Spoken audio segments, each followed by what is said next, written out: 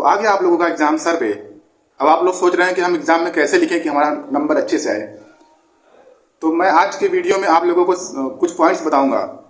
अगर आप इन पॉइंट को अच्छे से फॉलो करेंगे तो आपके अच्छे नंबर तो आएंगे ही, टीचर आपको अलग से 10 नंबर 15 नंबर दे के जाएगा। और तो चलिए स्टार्ट करते हैं। तो सबसे पहले पॉइंट नंबर 1, हमें पहले क्वेश्चन पेपर को अच्छे से पढ़ना है। क्योंकि बहुत लोग होते हैं जो बस क्वेश्चन नंबर 1 पढ़े सॉल्व करना स्टार्ट कर दिए। नहीं, हमें ऐसा नहीं करना है।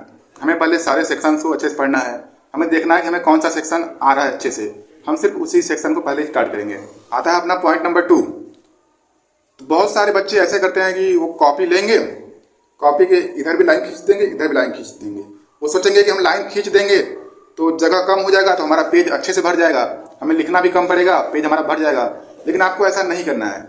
क्योंकि अगर आप इधर लाइन खींच रहे हैं और इधर भी लाइन खींच रहे हैं तो इससे टीचर को पता चल जाता है कि ये लड़का बस पेज भरने ही आया है, इसको कुछ आता नहीं है, बस ये सोच रहा है कि हम पेज भर देंगे मार्क्स मिल जाएगा।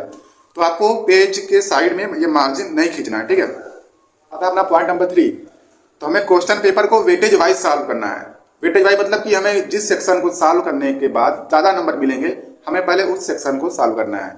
या फिर हम ऐसा भी कर सकते हैं कि जो सेक्शन हमें अच्छे से आ रहा है, जिसको हम अच्छे से डिफाइन कर सकते हैं, तो पहले हम उस सेक्शन को सॉल्व करेंगे। तो इसके बाद जो ज़्यादा वेटेज वाला सेक्शन है हम उसको सॉल्व करेंगे।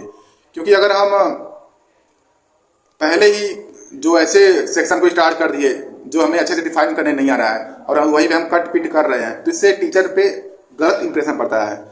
तो हम कोशिश करें कि जो सेक्शन हमें अच्छे से आ रहा है हम पहले उसको सॉल्व करें, ताकि कोई कट पिट ना हो और टीचर सोचे कि हाँ ये लड़के को कुछ आ रहा है।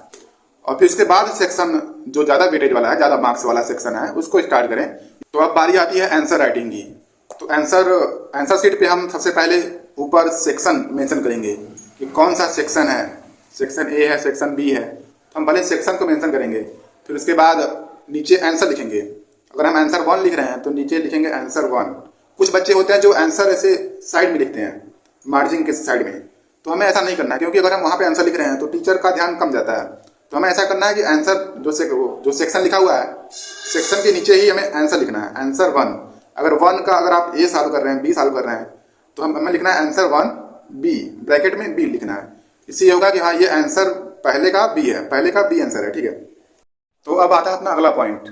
तो अगर हम क्वेश्चन में दिया गया कोई डेरिवेशन करने के लिए या न्यूमेरिकल करने के लिए, तो हम वो कैसे करेंगे। अगर हम डेरिवेशन कर रहे हैं तो डेरिवेशन स्टार्ट करने से पहले थोड़ा हम उसके बारे में डिफाइन करेंगे कि क्या चीज़ हम डिराइव करने जा रहे हैं, कौन कौन से फार्मूले हम यूज़ करेंगे। तो थोड़ा सा डेरिवेशन के पहले थोड़ा सा हम उसका एक्सप्लेन करेंगे, ठीक है।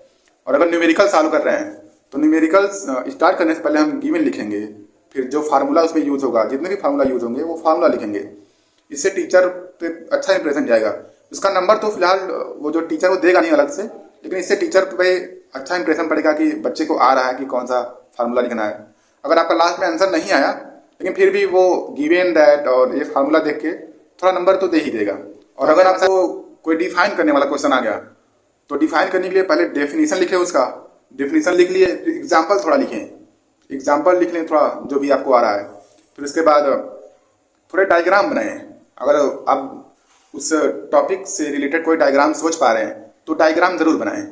क्योंकि डायग्राम अगर बनाएंगे तो अगर डेफिनेशन में कुछ गड़बड़ी भी हुई तो वो टीचर आपका डायग्राम देख के समझ जाएगा कि बच्चे को आ रहा है, तो आपको नंबर दे के जाएगा। और अगर आपको दिया गया है कि डिफ्रेंशिएट बिटवीन 2 थिंग्स, ठीक है, मतलब ऐसे होता नहीं है कि right difference between this and that, तो उसके लिए हम बीच में, पेज के बीच में एक लाइन खींचेंगे, इधर ये पहला चीज, इधर ये दूसरा चीज। ऐसे हम डिफ्रेंशिएट वाला क्वेश्चन सॉल्व करेंगे। ये नहीं कि पहले हेडिंग ये डाल दिए, इसका डिफ्रेंशिएशन लिख दिए, फिर ये दूसरा डाले, इसका डिफ्रेंशिएशन नहीं करना है। ऐसे हम ऐसे बीच में लाइन खींचेंगे, एक साइड ये, एक साइड ये, ऐसे हम डिफ्रेंशिएट वाले क्वेश्चन सॉल्व करेंगे। अब आती है लंबे आंसर्स लिखने की बात। तो अगर हम लंबे आंसर्स लिखने जा रहे हैं, मतलब कि सेक्शन सी वाले आंसर जो हैं, तो उनको हम पॉइंट वाइज लिखें। पॉइंट वाइज मतलब पॉइंट 1 लिख के उसको 4-5 लाइन में लिख दिए। फिर उसके बाद पैराग्राफ चेंज करेंगे, पैराग्राफ चेंज करेंगे तो बीच में एक लाइन छोड़ देंगे। फिर नेक्स्ट पॉइंट लिखेंगे, फिर नेक्स्ट पॉइंट लिखेंगे, उसको 3-4 लाइन में ले जाएंगे, फिर नेक्स्ट पैराग्राफ। ऐसे अगर आप लिखेंगे थोड़ा सा दिखने में सुंदर लगता है, तो टीचर आपको नंबर दे के जाएगा। क्योंकि टीचर को पढ़ने में आसानी हो रही है अगर, तो आपको नंबर दे के जाएगा। ठीक है, लंबे आंसर्स को ऐसे नहीं लिखना है कि हम बस ऐसे कहानी लिखे जा रहे हैं लिखे जा रहे हैं लिखे जा रहे हैं, तो वो टीचर भी सोचेगा बस ये कहानी लिख के आ रहा है, थोड़ा बस नंबर दे देते हैं। बस हमें पॉइंट वाइज आंसर लिखना है। ठीक है, पॉइंट वाइज लिखेंगे तो टीचर सोचेगा कि हाँ इसको कुछ तो आ रहा है बेचारे को। अब ये नहीं कि उसमें आप गाने लिख के आ रहे हैं, कोई ना कोई गाना लिख के आ रहे हैं, तो ऐसा नहीं चलेगा। अब पॉइंट वाइज लिखेंगे तो टीचर को लगेगा कि हाँ ये सिर्फ रिलेटेड जो चीज़ है वो लिखा है।